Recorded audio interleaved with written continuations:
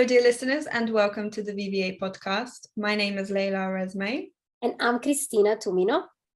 And today is episode number 6, entitled All About Love. Yes, so today the main topic is love, but what is love? So as we usually do, let's go and look up the word in the dictionary. And I found in the Cambridge dictionary says, love is a strong feeling of affection and concern toward another person, as that arising from kinship or close friendship. And then there's another definition where actually refers more about this strong feeling for another person, accompanied by sexual attraction. And another one talking about a feeling of devotion or adoration toward God or a god. And there are like lots and lots and lots of definitions in the dictionary, and because there are different kind of love. It can be love for in a relationship, in love for a mother, like a soulmate, a sexual sense, etc., etc.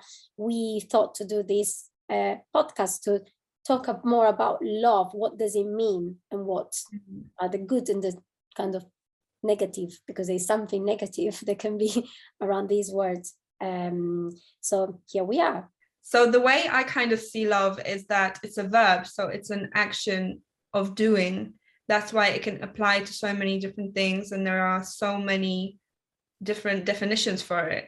And I think obviously the one that we are most familiar with is the love between man and woman. Mm-hmm. And I believe it's because this is the love that actually creates new life over time. So I do think it's important to mention that. And it's actually really interesting how we see love now compared to how we used to see it. So before, we actually saw love and relationships between men and women as a kind of like a survival thing, where a woman would need a man to look after her, and a man would need a woman to kind of obviously have babies with her, so that his bloodline can carry on. And obviously now this thing has been sort of taken out of the equation, and now love is about a lot more other things. It's about companionship and friendship and things like that. So the way we actually see it compared to like how we saw it hundreds of years ago is completely different. And I think that the expectations have changed.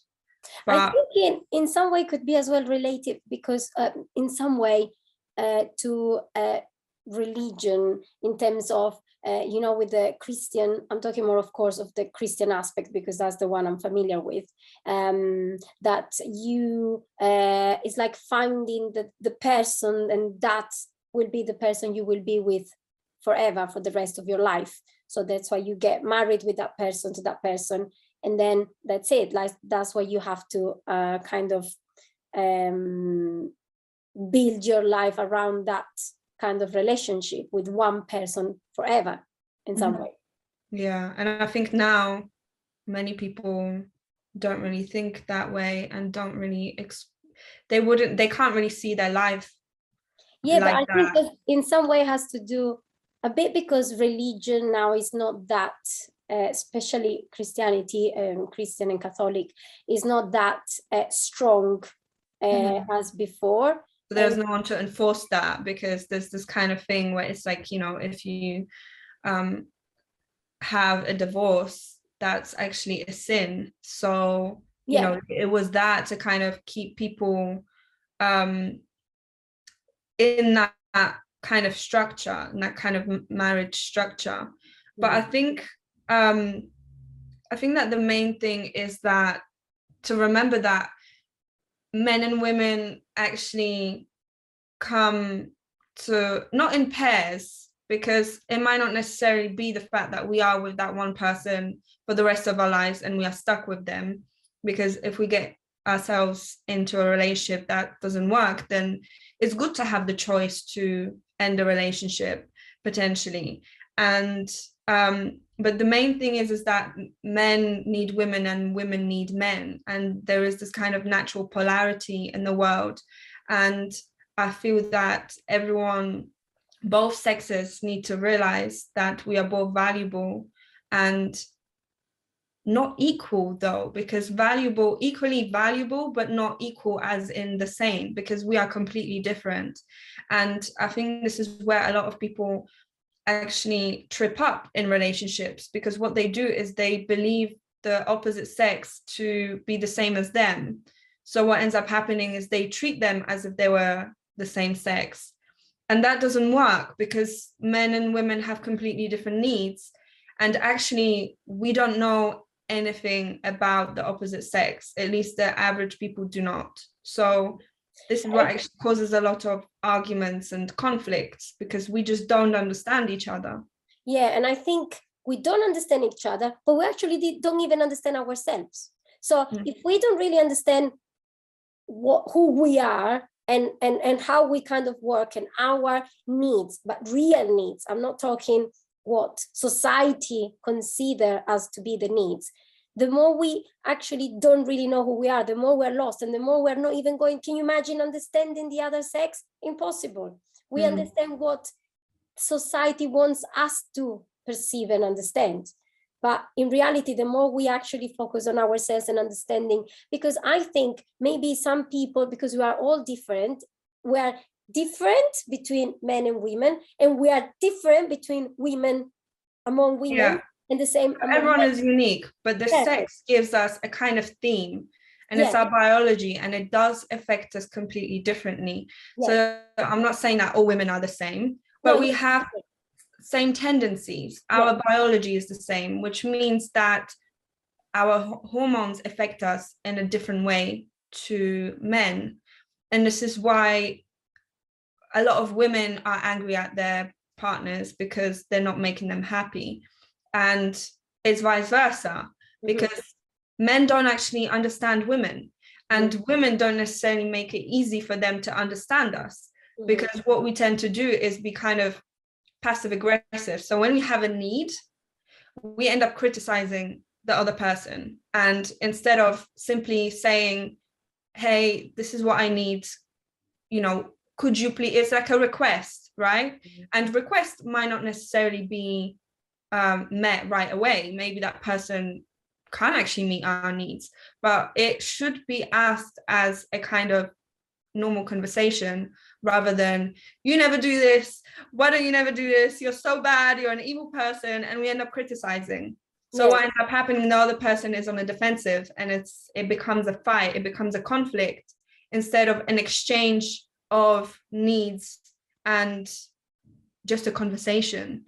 Because if we understood each other better, we would find that the other person would do more than we imagine to actually meet our needs. But it's about communicating them in the right way without being aggressive and without turning it into a fight. And I think it's because women are more, it's like because we're confusing the kind of what does it mean to be a woman and what does it mean to be a man. So if a woman is that kind of energy, that is the loving energy, the receiving energy, the energy that is more about caring and all this stuff, then that's what it should be. And the more we focus on that as a woman, then the more, and the man instead on the one that is more like the mind, the leader, the physical action and things like that. The action, So the more the man does this, and doesn't mean the women cannot act, because that's to clarify. Doesn't mean the women are not able to act or to do other stuff or lead or anything. It's more about allowing to be that kind of feminine. The feminine power to be more present as a woman, especially in a relationship, because I think we can actually divide our work life from our relationship. And where people go wrong is like, you have really strong independent women and they go to work, and in a sense, if this is the path they have chosen, they have to adapt. So they might have to have some kind of masculine qualities. But when they go back home or spend time with their partners, they need to learn to get into the feminine energy, because no man wants another man. Men want women. And this is what actually creates that healthy polarity of energy. So we're not saying that if you're a woman, you can't go to work. You can if you wish, but you have to learn how to leave work at work. Yes. Be a woman in your relationship with a man. Yeah. And the same as a man. Like women, in reality, most of women will be more like having, normally speaking, like the tendency should be to have a man that's the one that, you know, the strong, that protects, the one that does all this stuff. And that's how it normally is, because if a man is more being the woman, in reality, a woman doesn't really need that kind of energy, because you can get it from other women. You can have your friends, you can have your mom, you can have your sister. Actually kills attraction. It actually kills attraction. That's why it doesn't work. And a lot of people are then, you know, trying to figure out why things are falling apart. And what it is just that when things are out of polarity, they stop attracting each other. And it's actually something that has to be worked on constantly. I think what a lot of people do is they get into relationships, and the kind of pursuit of love and affection stops. You know, the moment they say, okay, we're boyfriend and girlfriend now, they move in and the effort is gone. But seduction has to happen all the way through a relationship in order to keep it going. Because if the seduction isn't there, there's no attraction. And then you just become like roommates, and, you know, the passion has come out of it. And it's not that passion is just there by default in a good relationship. No, it's something that is constantly worked on.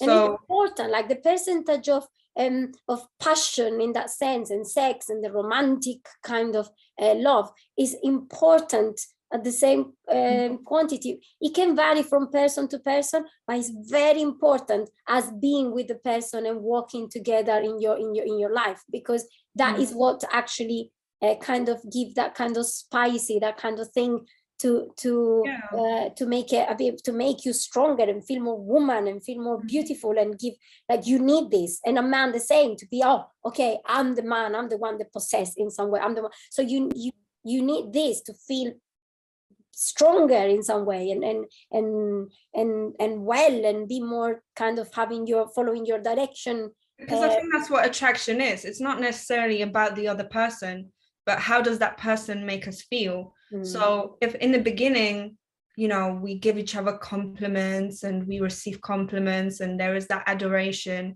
and then it stops, then the love stops. Because if we stop feeling appreciated, admired and loved and cared for, then, you know, that feeling disappears. And I think it's also important to say on that note, is that a lot of people are kind of waiting for the partner to change, or like they want them to change. So they are in a relationship, and for example, over time, naturally, things will happen and people will clash. But so that's normal. It's actually healthy to have arguments and conflicts, because you learn more about each other. But the main thing is to, when you see something that you believe should be adjusted for you to have your needs met, then it's not really about changing the other person, but actually changing yourself and seeing what are you doing in this relationship to either motivate that kind of behavior or unmotivate someone.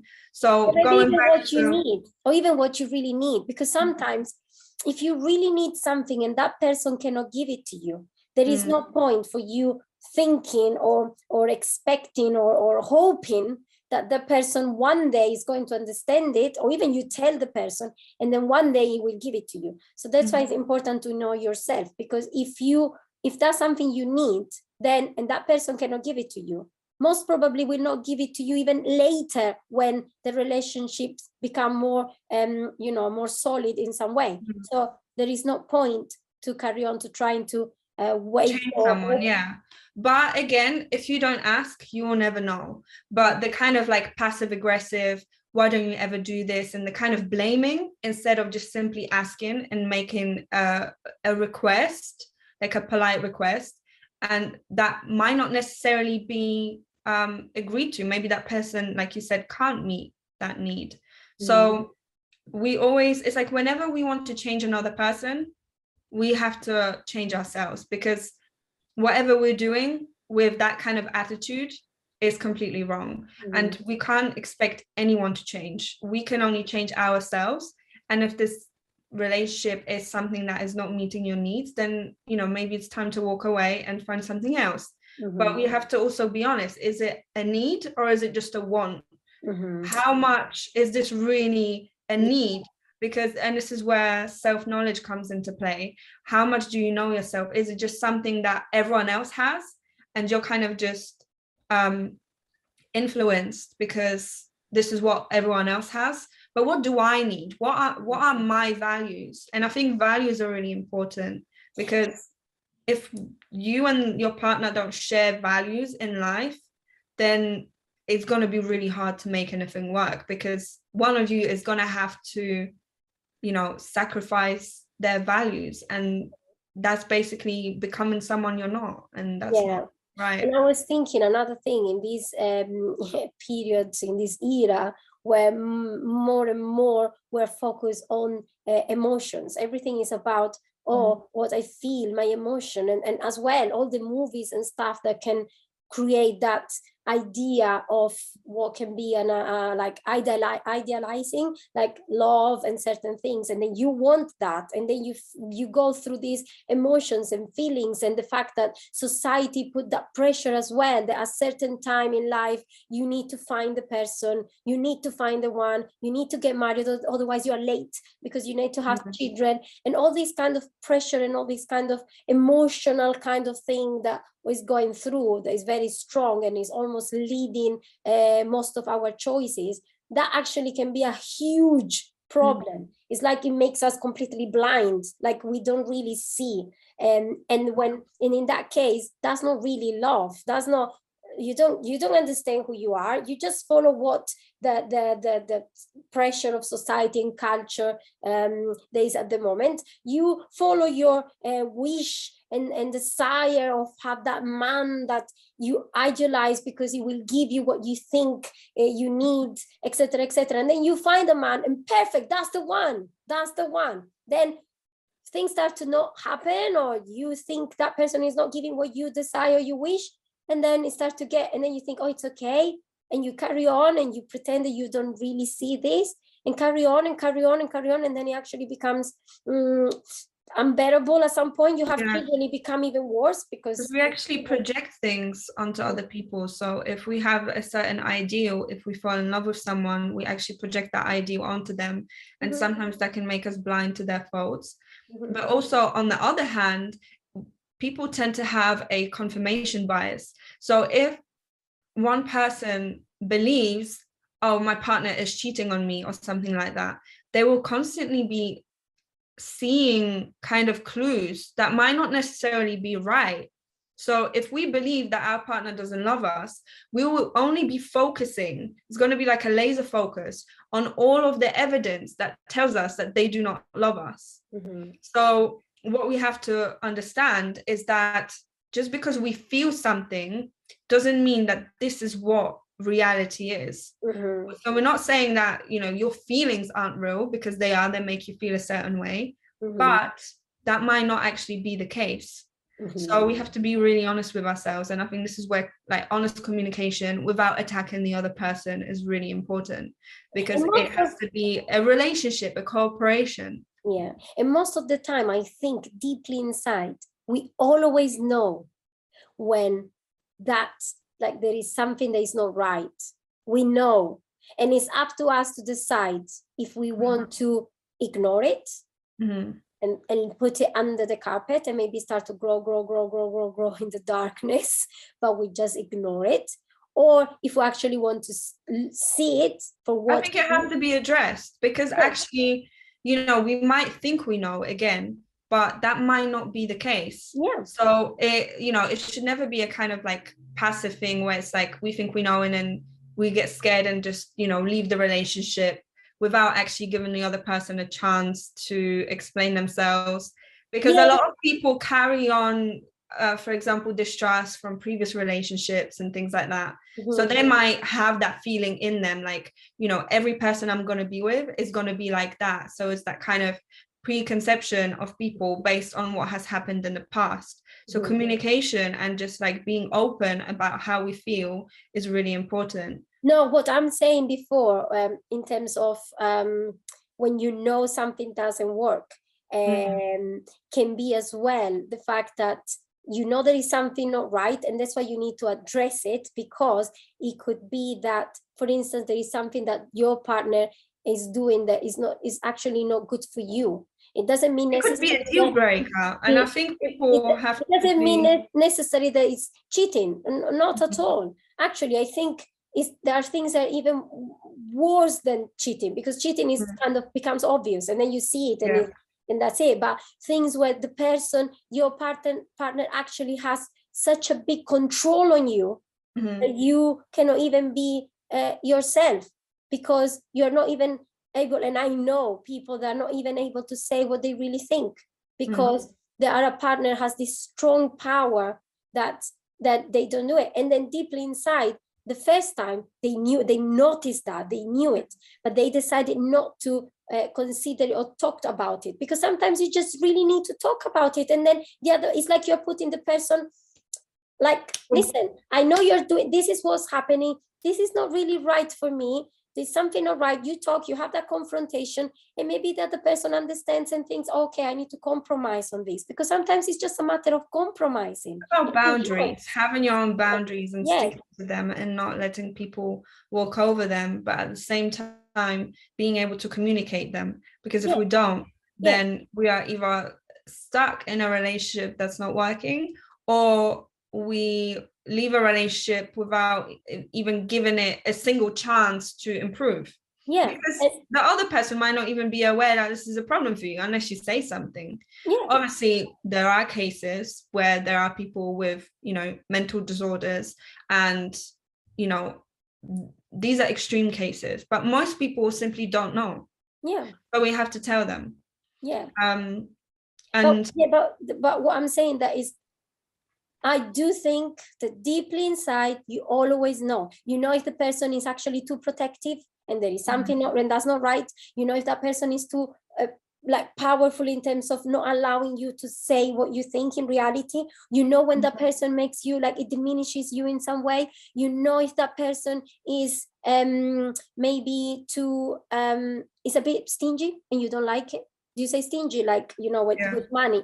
Or sometimes it can be it can be so many things that is actually not good for you, that you realize that it doesn't resonate with you, there is something not right with you, and instead of saying it's okay, I'm in love now, everything is beautiful. But it's what it is the emotions take over, and they lie to us. So this is what we have to be wary of. And also I think it's we just in general in relationships, we tend to expect so much of our partner, and we expect them to be like our life. But actually there are so many other people that can give us love, whether it's friends or family or a hobby and things like that, to kind of actually fill us up on love. And when we only expect that from that one single person, then it's unrealistic, because not one person can give us what the whole world should in a way, and the whole life experience. And actually, I think we will get this later on in the podcast, but we shouldn't really completely depend on be full of love from simply others. It's way more than that. It's not just because I know of couples, and I know them personally, that they everything is about just the person, or the children, and we'll talk about children later, but everything is about that person. And when all of a sudden that person doesn't love actually him or herself anymore, and decide to leave, or doesn't have realize that it's not it doesn't feel happy at all in the relationship because of all these little things, signs that were not considered and confronted when it was the moment to do it, but just kept under the rug, growing and growing. And then at some point that person decides to leave, then you are like, okay, that's the end, that my life ends here, like that's it, like this is impossible, I cannot move on, I cannot go, because everything is related in dependent. You depend completely on another person. And you should depend on yourself. It's about walking together in this path, and not how people say my other half. You don't have a half. You are a whole. You're whole as a person. And I think this is where people go wrong. I think it's okay to have a companion in life, but then you also have to realize they are not everything. And people tend to give up what they do just to spend time with who they like. And that is a very, very weak behavior, because it shows that you don't have a life of your own. And actually, that's not attractive to another person. People don't like to be smothered. People want to be with someone who is confident. I don't know. Who have a life, because it makes them know that they have someone who is of value, someone that has their life, that has something going on for them. This is one of the most attractive things for people. Yes. I'm not saying people don't like to be loved and cared for, because they do. I agree. But what I was thinking is, when you are already kind of not full yourself, okay, so you feel that you're a bit empty and you depend on somebody. I'm saying on the other hand, so if someone's with someone who is like that, yeah, so when you look for that, you're attracted by that, because you don't really even know yourself, and you don't know how to be full yourself. So when you're attracted by that, there is people that actually need to, how can you say, you attract the person that actually wants to go and have that thing on you, like I'm the one, I don't know the words, like the person that needs to feel kind of superior in some way, and I'm going to take advantage. Like there is the person that is empty already, needs to take advantage, and there is the person is empty and want to be taken advantage of. So that's what you attract, and that is not good. It's not good for none of them, and it's not good even for society. It's not just for them. It's not good for the whole society. So that's why it's so important to understand who you are, what makes you unique, understand how the emotions, and develop the emotional side within, apart from your own personality. And the more you understand who you are, the more you will find, you understand that you are a whole, and the more you find the person that can walk with you, next to you, not that you depend on the other person. Yeah. Vice versa. And things can definitely, it's like relationships can often get in the way of our personal life. And that's when love is kind of at its lowest. It's almost then it doesn't even become love necessarily. It's more like this attachment, and it's that neediness. And this is not what like real love is about. So whenever we find ourselves do that, it's like we have to check ourselves in and be like, no, I have a whole life. I have other people to give me love. I have all these other things. And that doesn't mean that we shouldn't care about relationships, because we should, because they are important. But they shouldn't be 100% of our life, regardless of what. I mean, it's important to give you to kind of nurture that kind of your own energy and your own life, and you learn, you give and you receive. It's like an exchange. You give, you receive. In nurtures, you give and you nurture the other person, and that is what it should be more about kind of actually working on you and loving yourself in order to be able to love the other. And it's like, it's like if you think of fire needs air in order to stay lit, and the same is with love. If you're too like, if you take the space and the air away from love, then it dies. So it's actually the same thing with love and passion. And passion. That's what I was thinking. You were talking about fire and sex. In some way, is an important component of a relationship in terms of man and woman, and I think it happens the same thing in some way with sex, because when sex, I know that of course sex as well is just can be for pleasure, just the pleasure, of course, of that you can have. But nowadays, it's more like sex is something that when it cannot be related to love in some way, or not necessarily, because I know we're all different, and sometimes you just actually need to have some sex and that's it. But when there is not, in the long run, when you don't have the component of love in the relationship, in the sexual kind of relationship, then I think problems start to happen. Yeah, for sure. And I think this is what a lot of people don't realize, is that this kind of culture we're in now is relatively young, because before that, it wasn't until I think it was in the 60s where like contraception began. Up until then, and that's only like a few decades ago, which isn't long at all in comparison. So before, people, first of all, they would have to be married in order to have sex, because sex outside of marriage was illegal, and because there was no contraception, people didn't understand this.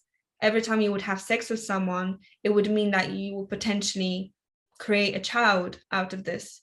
So sex wasn't necessarily for pleasure back then. It was mainly to create babies. The responsibility, like, yeah, and it was scary because there were diseases. People couldn't go get tested, and it was very, very scary. And women were a lot more selective as a result, because they knew if she has sex with a man, he will have to be there to provide for the children that she makes with him. And now it's completely different. So now you go in there or whatever, and you just choose. Yeah, exactly. And it's more like it's just empty. And so another thing is, like, because of that, women stopped expecting men to be a particular kind of man. So whereas before, women were the kind of gatekeepers, and because they were so much more selective, men had to be good working men, and that was their motivation. Whereas right now, a man doesn't have to work very hard to get sex. And on top of that, there is porn, which is just ruins people. It ruins people's brains. It's like drugs for the brain, and it's very, very bad for relationships. Yeah. And what people don't realize is that when sex is an energy exchange, so it's a life force. Sexual energy is a life force. So every time a man has sex, he releases his life force. So don't you think he should be a bit selective with who he releases that life force to? Is it going to be an imaginary woman on the internet, and then he's going to keep releasing it every single night? Or is it going to be someone special that he actually cares for? And then it's an exchange of energy, because, when love is kind of taken out of the equation, then sex becomes a depleting action instead of a wholesome exchange where a man gives the woman the energy, and then in return she gives him love and the kind of nurturing side. And that's the thing, because we are biological creatures and we have different hormones. We release different hormones by having sex. So when a woman has sex, she needs to feel loved, and it's a biological need. And obviously right now our polarities are completely all over the place, and women are actually more on the masculine side. So they even have sex as if a man would have sex. They just have sex for pleasure, not for the kind of needing of that masculine energy. It's like they become the men. There is nothing wrong with having pleasure, actually.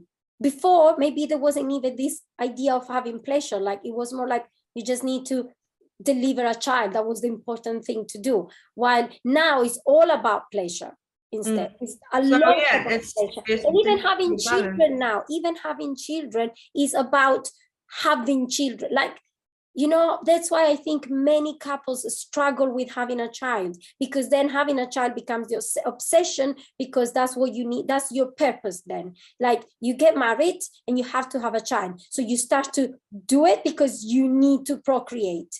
And that's not the way we work, and that's not the mind it works. And then we kind of become stuck.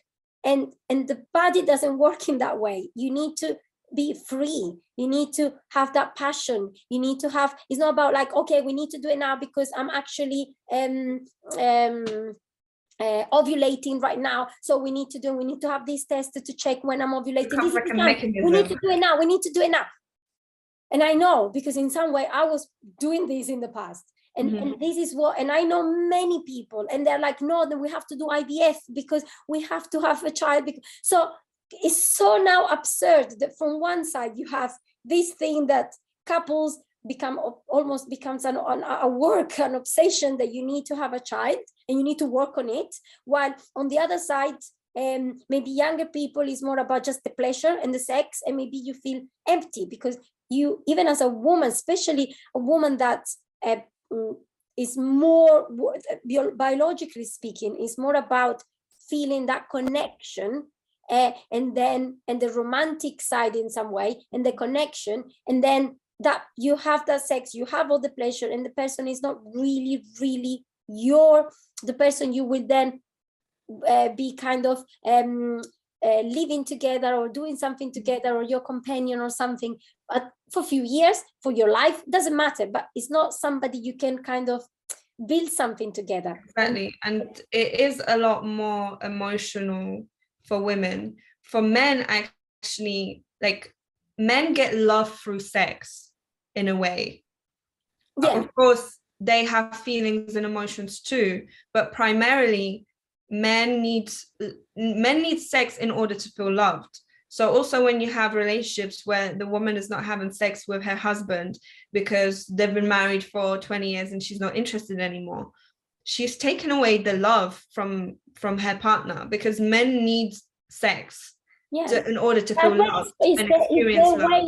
Their way is to kind of experience love in some extent, but is their way to be men. Like, I have sex, I'm performing my role of the man, and because I'm performing the role, I feel fulfilled. Yeah, because it's like a life force, and it's a hormonal thing. So it's testosterone. When a man feels like he provides, he gets or does something for someone and receive something, not receive something, not necessarily like that, as in does something and accomplishes a particular thing. Accomplishment releases testosterone, and that is necessary for a man to be healthy and to have confidence, motivation. Testosterone is like the life force for a man. For a woman, it's estrogen, and it's the hormone that is released when she is, embraced, when she's told she's loved. And it's the connection through talking and more the kind of softer things. So that's the life force for a woman. So what ends up happening is that men just drain their testosterone, they drain their life force by just having empty sex and too much of it. And then women, they kind of go on the masculine side, where sex becomes an accomplishment as well. And that doesn't give them estrogen, that gives them testosterone. And testosterone is not that great for women in high amounts. So on top of that, if she goes to work, and because work makes you high on testosterone, so what ends up happening, this testosterone makes a woman experience a lot more stress. So women need estrogen to feel relaxed. So the whole thing is out of balance, and people don't know what's going on, and it all comes down to how we have sex. Yeah. And can you imagine, on top of all that, then you have a family. Okay, so you become a mom or you become a dad, and you don't even realize that all these can create lots of frustrations in some way. And I think, now we're talking, the topic is about love, okay, and we're talking about that love can be in some way the union of a man and a woman, and then as a result, one of the results can be actually having children, a child. But and then you have the kind of love that's more like parental love, like the love of a mother, of a father, etc. But I was just thinking about how you were just picturing this idea of this woman that use testosterone when having sex, testosterone at work, testosterone like all the time. So in reality, and maybe even when you are a mother, because you are the one like doing this and order and action, and you're busy because you have your career, when are you going to be the mother? When are you going to be the one giving? In that sense, like the one that gives that love and nurturing and loving side. Because that's kind of the role of a woman, to be that softness and to be that loving and compassionate energy, because that doesn't come naturally to men. And this is the role of a woman, is to bring that into the family, to bring that into the environment, and even to soften men down, because they're not in touch with their feelings and emotions as women are. And when we are constantly on our masculine side, it's like we're denying that part of us, and it actually makes us stressed. This is why a lot of women, they get into their late 30s and have been working their whole life. They get so depleted and just stressed out and tired of life, is because their estrogen is super low. And this is where things like menopause problems come up, because all of that estrogen is gone. So it impacts our health and our well-being. Everything is connected. And it is really important for a woman to have that compassionate, nurturing energy for children, because this is how children learn about love. That's what I was going to say. Their mother. Because, and the same for the man. So if the man is the one that performs the role of the man, I'm not saying that a man cannot love and be caring, but it has to be in a different way, because that's the role of the man as the one of the woman.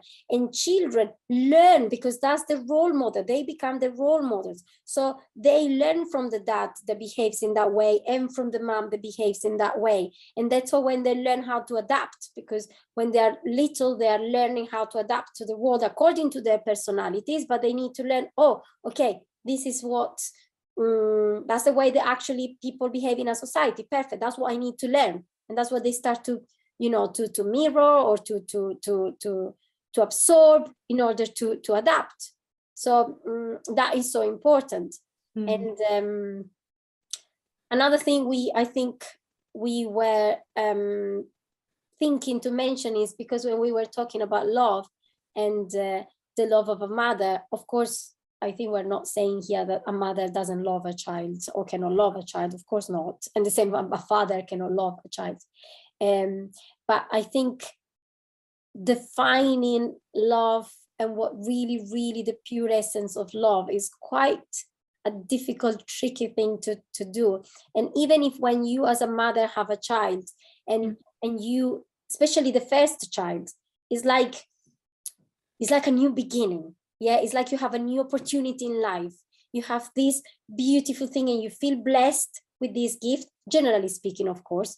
And you feel blessed, and this child, you have all this love for this child, and you want to do everything. You want even to be you a better person for your child, because those are the feelings that start to come up, generally speaking, because you want the best, because it's like you have your second chance with the child. And that is something to kind of be a bit aware of and careful as well, because then there can be the idea that the child belongs to you, is like an extension of you, while in reality the child is just another individual with his or her own personality, anything, learning styles, a way of feeling, ways of thinking. Is completely another person, and is not yours. So you shouldn't be kind of trying your child to be a kind of image of yourself, because is another person. And that's what many parents tend to do, maybe not even on purpose, it can be even unconsciously, but they want their children maybe to be what in some way they were not able to do, or they couldn't do, or they didn't achieve, or they want them to do what they did and what they achieved, while in reality it's their own path. They need to just guide them for them to fulfill their path and not to be to their own path. Or even like, because it's your child and you want to go and say, oh, my child is so good and amazing at this, like my child had the best grades of things at school, or my child is amazing at sport, my child, and it's like you are saying, I am very good because I'm the mother that did this for my child. Like the child becomes an extension of your own idea of yourself instead of an actual human being by itself. And that in reality, I don't think that's really love, because love is more about accepting that you are who you are, your child is another person, and accept the child as he or she is, and how to kind of support the natural development of his own skills and personality as it is, and accept it, and don't interfere, and let the child to make the mistakes, and let the child to take their own risks, and don't become. It all goes back to one thing actually, and it's kind of like this crucial thing where people don't have kind of enough personal meaning in their life, and they will either choose like a romantic partner or their child to become this ideal that they want to shape, and this is the whole meaning in their life, that one single person, when in reality it should be God. We seek spiritual attainment in different people. And actually we even do this with work. For example, when you think about it, we seek, like now when we go to work, there's all these different words, empathy, cooperation, feeling of belonging, tolerance. And like when is this the language of business? Like since when? That doesn't work with business. So what we end up doing is like we go to work and we seek spiritual attainment, and work is work, relationships are relationships, children are children, and spiritual attainment comes from God. It doesn't come from anything else. All these things can give us meaning, but nothing can give us what only God can give, and having that spiritual life. And this is where we go wrong, because we expect that, spiritual life from the physical world, and there is just no way we can get that. I'm not saying we can't be happy at work, we can't enjoy our work, but seeking fulfillment just through work is bound to fail. Work is something we do.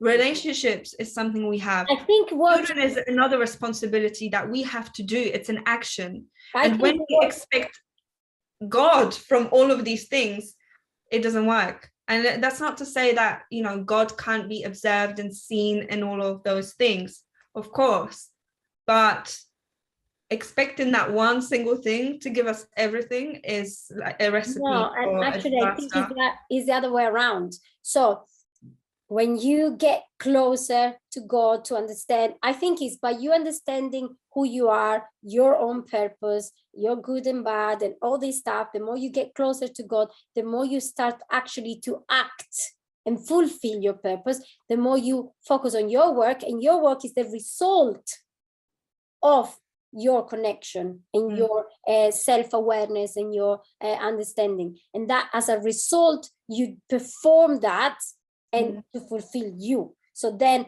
actually work even assumes completely another meaning, like it becomes something else, because it's something to help fulfill your destiny. It's the same with relationships. You want to have a good relationship because you want to have a meaningful life, but it doesn't become like this laser focus on this one thing and expecting that one thing to give us meaning, because that's not how it works. The meaning comes from God. And the more you do, the more you actually because you are aware of yourself and understand your purpose and your skills, the more you unfold your skills, the more you develop them, the more you get better at that, the more you feel fulfilled because you are getting better at them, and the more you actually become passionate, and in your work becomes your purpose because it's strictly connected to your purpose, like in life, of who you are and what was the contract you signed when you came here in this earth. So it becomes all, it completely changes. It's not, and I think in the same way, the more you do this and the more you understand this, the more you as a parent and as a mother or as a father, the more you understand how you should do exactly the same with your child, because your child should do that, not you for the child. You shouldn't become, you would never have time even to become obsessive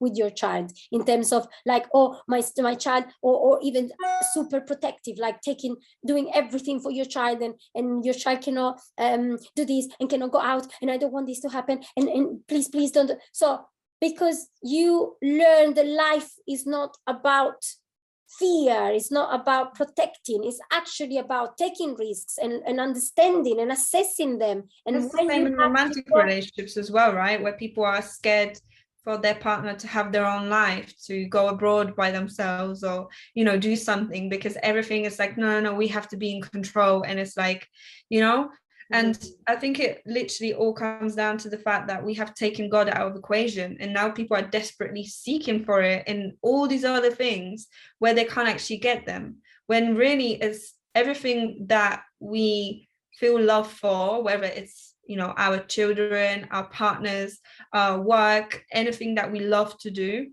What that is like, it's like, I see it as different containers that create like little sparks of God. And we should see them as that. They're just little containers, but the whole thing is always there, and we can connect to it whenever we wish. But expecting the whole ocean from a tiny drop of water is like completely. And another thing, we might misunderstand the meaning of that love, because that love, that for sure, when you feel love for your child, or love for a partner, or love for a friend, but like real love, we need to be careful how we kind of how can this love can transform into something negative, into the dark side of love. Although love, I don't think, has a dark side, but it's more like we go into we tap into kind of the more like kind of evil side. That there is a saying that says, how do you say, that you kill somebody with too much love or too much kindness or something like that. And that's because that's actually, you go beyond, you're not in the realm of love anymore. You go into all the negative things. It makes me think of in tarot, we have the lovers as a card, there's number 6, and then you have the devil. So that's like the higher aspect of it almost. Yeah, so you go into that kind of you need to be careful what can be the kind of the extreme sides, like where you can get to the end side of this when love is not love anymore, and how it's actually, it doesn't even have, as you know, in the card, it doesn't have chains, like the chains are open, so you are in chain but the chains are open. So when these chains are open, means that in reality you're free. You decide if you want to. And it always is, in all kinds of love, when we are trapped in a certain situation, and that applies to work as well, it's always our own choice. We can always walk away, we can always try and work on it and try and figure it out, but it's our kind of stuckness that keeps us bound by these almost imaginary chains. And I would say that these are kind of like these emotions, these primitive desires that hold us in these chains, because if we pressure from society. Yeah, and then people have these good intentions for, like you said, for the child, and they become obsessive. They can become obsessive about their partner, and there's always good intentions. Oh yeah, I want the best, but it's like, how do you know that you know best? Because you don't. And, you know, we always have to check ourselves. This is why always going back to what I can do to change instead of changing other people, is because then we will be able to see whether what we want, what we desire emotionally is actually a right thing. Mm-hmm. Or what we really need. Like from there we can see. That's why the more we focus on ourselves, that's why it's important. Self-love is crucial. Mm-hmm. Because when you know how to love yourself, and that's very hard, it's very hard. When you learn how to love yourself, how to accept yourself, how to be courage enough to see the bad things about you, because that's love. Love is not about loving yourself and loving, oh yeah, but I'm beautiful and I love myself the way I am. No. Loving is loving the things as well about you that you don't like. That is love. Seeing them and actually giving yourself the opportunity to work on them, because a lot of people now, especially in like the spiritual community, they will say, you know, I love myself with all of my faults and weaknesses and all of that, and I'm just going to nurture them. And no, it's not about nurturing them, because it's like, you know, what you have to do is, in a way, it's like you have to lovingly scrutinize yourself and look for all of the faults and negatives in your character and to become a better person. It's like, if you're unhealthy, real self-love is not accepting that you're unhealthy, it's doing something about it and giving yourself the right nutrition and working out and looking after your health. That's what health is. And it applies to emotional health, mental health as well. Relationships, everything. So everything that you see that you need to have the courage to see, that means love, that you see it and you don't like it. And you will be ashamed because there are many things that you don't like, that you would not like. Because who likes to be the bad character or the bad person in that story? Nobody. So you need to see that bad thing. You need to see that you are the one actually screwing your life, yourself. You are the one that you are actually not taking care of your health. You are the one that you are, I don't know, that you like to take advantage of people. Or maybe you're the one that you like to be taken advantage of, and that's not. And we all have that within us. And if you think you don't have that, then you're the problem. Because everyone has it. There's not a single person. I have so many faults. I can't even count them on like 10 hands.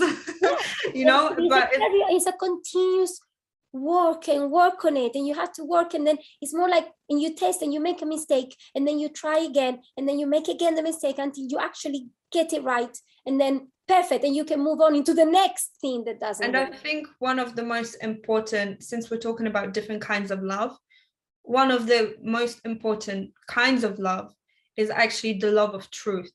If we love truth, I mean, it's like we will always seek to know truth, to know God, because actually God is the highest truth. Right. So there is a concept called Deotima's ladder of love, and I'm not going to go into all the different steps, but it basically talks about the ladder of love and the kind of romantic love between man and a woman. The very carnal, physical love is right at the bottom.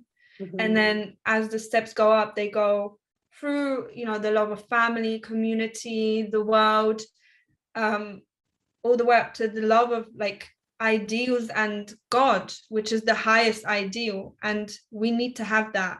And the love of truth is almost, you know, like, it's so important, because if we love truth, we will always seek it, and we will always be ready to give up any falsehood that we carry within us.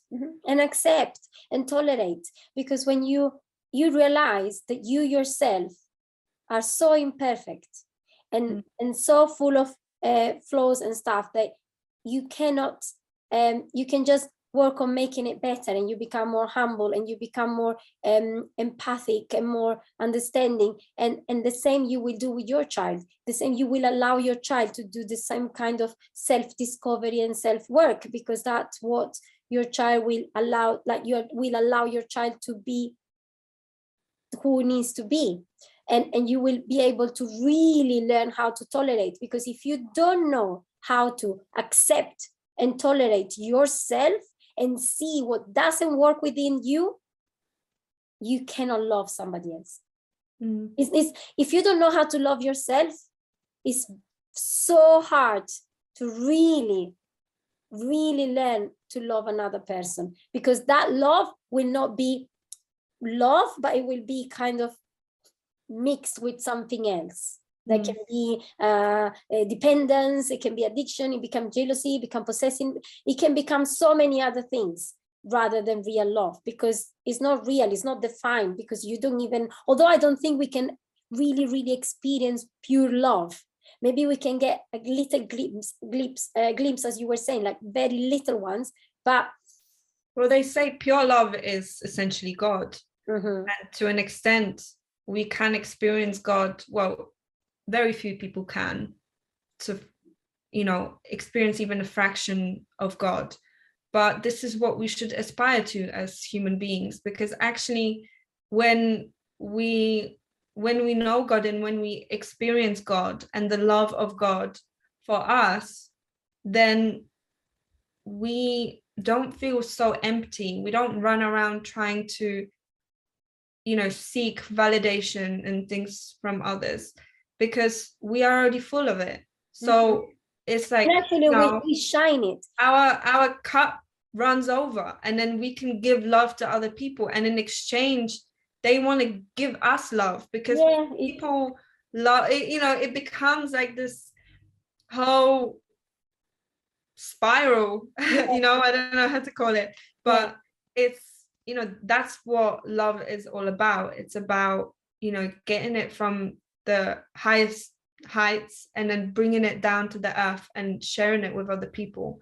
That is the kind of highest aspect of it. So because when you get it from God to the real kind of pure source, then you start to learn it on you and love yourself, and then you can do it on others. It's not about loving yourself is not about being selfish, as some people as well might think, because you need to love others. Is actually I think the right path. Like, you love yourself, and when you're in an ideal sense, we want to become vessels for God's love, and then bring that into this physical world. So maybe on that note we can end our podcast. So let's do the conclusion and bring out the blindfolds. So shall we start with the negatives?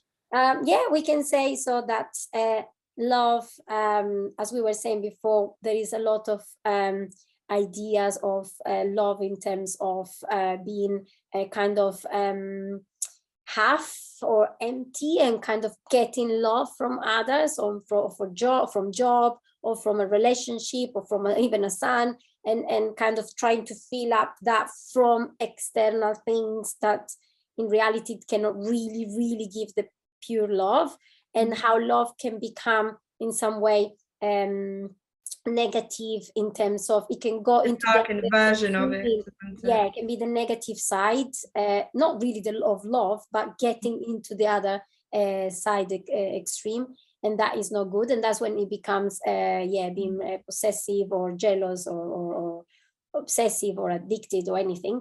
And how the positive will be how to become more self-aware, and also just kind of like being love, being compassionate to other people, being loving, but like truly loving without any expectations and criticism. It's about the pure aspect of it, and whatever we want from others, we should be first. So if we want to have a loving partner, we need to learn how to be one in the first place, because we might not even realize we might not necessarily be that in our day-to-day life. So on that note, we will end this podcast, and we hope you enjoyed it. If you did, then share it with your friends and family. And comments. You can put them comments and say what you think. What do you think love is? And if what we say makes sense or not, or if it's completely nonsense, and why, and try to see that, why not. And subscribe, please. Yeah, subscribe to the channel. All right, we'll see you in the next podcast. Yes. Okay. Bye.